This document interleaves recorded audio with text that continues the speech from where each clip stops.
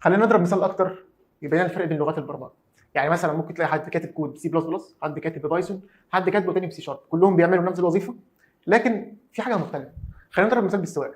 انا مثلا دلوقتي اتعلمت السواقه، تمام؟ اتعلمت السواقه مثلا على عربيه مانيوال، وليكن مثلا اتعلمت على عربيه نوعها هيونداي مثلا، وبعد كده سوقت عربيه مرسيدس، يعني ان شاء الله ربنا كرمك وجبت عربيه مرسيدس، تمام؟ او سوقت على عربيه تاني بي ام دبليو. هل في مختلف؟ يعني هل في حاجه مختلفه؟ لا. طب انت بتتعلم السواقه، تقدر تسوق ايه؟ اي عربيه، نفس الكلام بالظبط. في اساسيات، في ايه؟ في اساسيات، في اساسيات. ما انا الاساسيات دي، الاساسيات دي هي اللي بتحدد هتقدر تتعلم اي لغه ثانيه ولا لا. تمام؟ يبقى انا عندي بيزكس، مفاهيم ثابته زي مثلا اللوبس، اف كونديشن، لسه هنعرف الكلام ده كله. الحاجات دي مالها؟ الحاجات دي ثابته في كل لغات البرمجه، شيء كلها. ايه بقى اللي بيختلف؟ بيختلف حاجه اسمها السنتكس. يعني ايه الكلام ده؟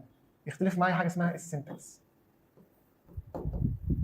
طيب ايه السنتكس ده؟ طريقه الكتابه نفس بالظبط لغه البشر. يعني انت دلوقتي في البشر في صيني وفي عربي وفي انجلش وفي فرنش، في طريقه كتابه مختلفه. فانت مجرد ما تتعلم البيزكس او الاساسيات، مش تتعلم سنتكس. السنتكس ده اسهل حاجه وابسط حاجه، ممكن تاخد فيه مثلا شهر وتتعلمه.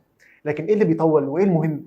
البيزكس. ليه؟ لو اتعلمت البيزكس زي بقول لك السواقه بالظبط، اتعلمت السواقه مثلا عربيه مانيوال، خلاص تقدر تسوق اي عربيه مانيوال ثانيه. نفس الكلام في لغات البرمجه، انت اتعلمت البيزكس مثلا بسي بلس بلس، تمام؟ اتعلمتها ببايثون، اتعلمتها باي حاجه ثاني، بعد كده تقدر تعمل ايه؟ تقدر والله مثلا من سي بلس بلس بعدها بشويه، مش كتير يعني، مثلا تقعد شهرين ولا حاجه او اقل كمان تتعلم ايه؟ بايثون. ليه؟ لان انت عندك البيزكس قبل كده، عندك مين؟